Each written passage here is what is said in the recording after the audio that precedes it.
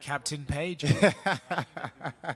Congratulations on the win, mate. Thank you so much. I think that is kind of a textbook MVP performance where you go in there, the guy kind of gets lulled into the rhythm, doesn't know how to sort of deal with it, and you kind of win the fight from there. Yeah. Would you agree with that assessment? Yeah, no, definitely. For me, like I said, I'm heavily critical on myself. I wanted to bit more output from myself. I'm still happy with the result, obviously, but I just know I could have done more. I just could have done a lot more. I talked about your opponent getting lulled into the rhythm, right? Do you, when you're in there, feel it as well, where you're like, okay, this guy doesn't really know how to get close to me and deal with it? Yeah, before even the end of round one, I knew he was never going to do anything to beat me because he was only going to want to strike. It was just still, I feel like I was just still a little bit too hesitant. But straight away, I could feel that he was second guessing a lot of himself. So I knew I was gonna take that fight.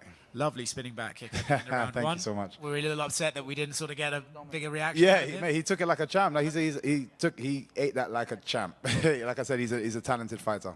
And speaking of last second blows, is that a triangle I saw at the end of round 3? Had it even have been 5 more seconds, he would have been out. He fell into that so deep, it was ridiculous. It just literally 5 more seconds, and that would have been a submission win. I'd like to see the odds on that. Yeah.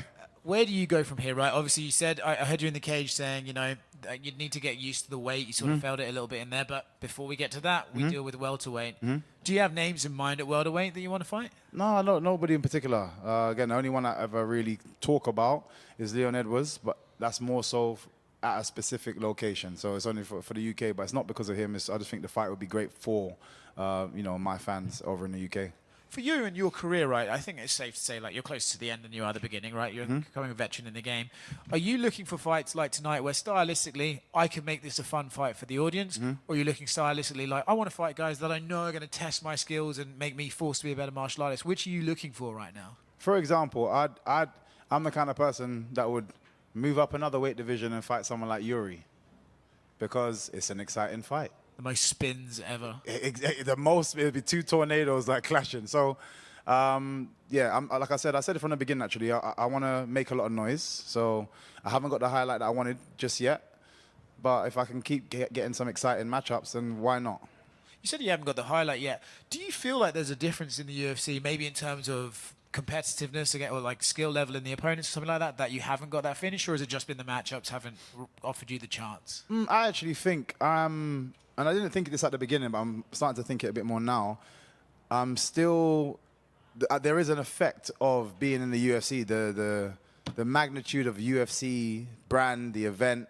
I think that's what's kind of still weighing on me a little bit, and it's making me a little bit more hesitant. Whereas, before when I was at Bellator, there was no hesitation. I was in there, I was very sure of myself, but I don't know if it's I'm wanting it too much, or I'm second guessing myself. I don't know what it is, but there is definitely a UFC effect. But the more comfortable I get, the more you're going to see the old MVP. We had a Taker remix for your first one, a lovely remix against Knight. I wonder if you want to shout out the guy who creates it and give him. Yes. This is my brother-in-law, Chris Cooper.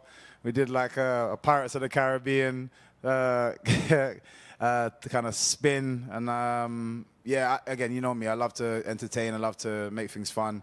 Just go and check out the track. I popped hard for I'm the captain now. Майкл, поздравляю с победой. Шара считался до боя с тобой одним из самых грозных ударников в среднем весе, но, судя по всему, по тебе он особо попасть не успел. Все-таки как ты оценишь его удары? Before the fight with you, Shara was considered to be one of the most fierce strikers in the division. But for you, he barely even touched you. So how would you rate his striking in general? He's still an exceptional striker. There's nothing, I will never take that away from him.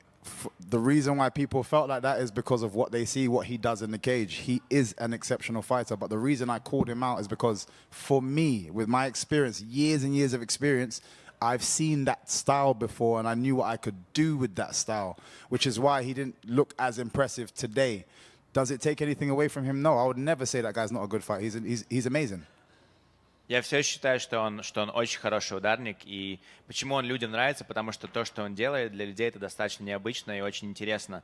Но когда я увидел его стиль, я знал, что я могу сделать с этим стилем. То есть я со всем моим опытом, я много раз видел такой стиль, и поэтому знал, что с ним сделать. То есть я не думаю, что это ничего от него отнимает или делает его хуже, просто для меня он был достаточно удобным. Ты сегодня был единственным бойцом в карде, кто выходил без флага в инфографике. Можешь рассказать, почему?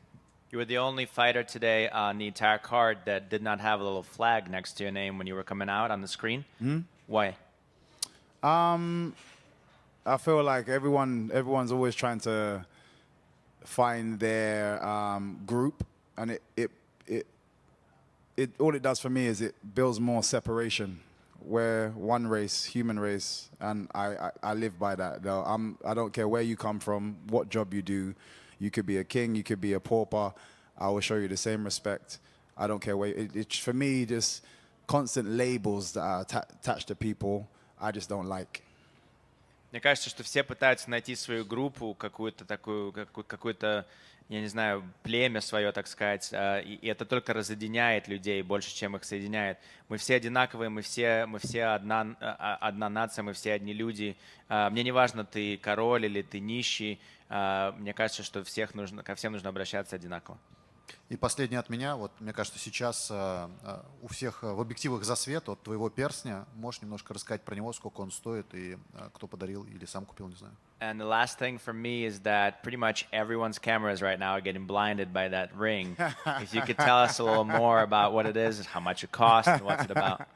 I was fortunate because I knew I was going to be kind of playing on the fact that he calls himself the pirate. This is the treasure right here, and I had these guys, they're called One of One, and it's literally a one-off piece. They made it specifically for me, real diamonds, everything. They, to be fair, they were just happy to gift it to me and kind of wish me well on my fight, and this is why I knew I was gonna go out there and bring back the treasure. Это такая игра, потому что я знал, что я выхожу в клетку против пирата, и поэтому есть такие ребята, которые со мной связались, они мне сделали это действительно один из одного, такого другого перстня нет, настоящие рубины, и они мне его подарили, то есть я не спрашивал, сколько он стоит. Для меня было важно, потому что я знал, что я сегодня выйду и покорю пирата, поэтому это для меня мое сокровище. Thanks, congrats. Thank you. Over here, Michael. Today, Shara have a big fan base, obviously, but you managed to make it like a 50-50 fan base. How is that? You know what? I feel like over the years, for what I've done, I feel like people just give me that respect, which is nice. It's nice to kind of come to a place where I knew it was going to be more in his favor, but as you say, there was a lot of support here for me, and that's what I said. I just felt really, really welcomed, and I feel like it's been the same since coming to the UFC. I think a lot of the staff members here, they're amazing, but a lot of them have watched me before. So there was a level of respect, I feel, and it just made it seamless. It feels like I've known them for many, many years. Did you notice that Cristiano Ronaldo was octagon side? I actually didn't see him, but he was definitely in the wrong corner. So he needs to come back to me, the Man United supporter, by the way. So yeah, next time he might make a better decision. How do you think Amorim doing now? It's difficult. Man United, there's you know what, see Ronaldo talks of it himself. He even spoke briefly about if he was to, be in charge of the club, he would know exactly where he would make new decisions. So I feel like he's talking about situation above the manager's head. So right now, all he can really do is try to make that work, as the team that he's got in front of him work as much as he can, but also, I'm going to give him to the next window to find new players and bring them in and see if he can kind of recreate the team in his own image. You got to give him that chance, but for right now, he just needs to make sure we don't get relegated. And I just want to tell you that we appreciate fighters like you. The fight style you've made is just absolutely magnificent. Thank you so much. I really appreciate that.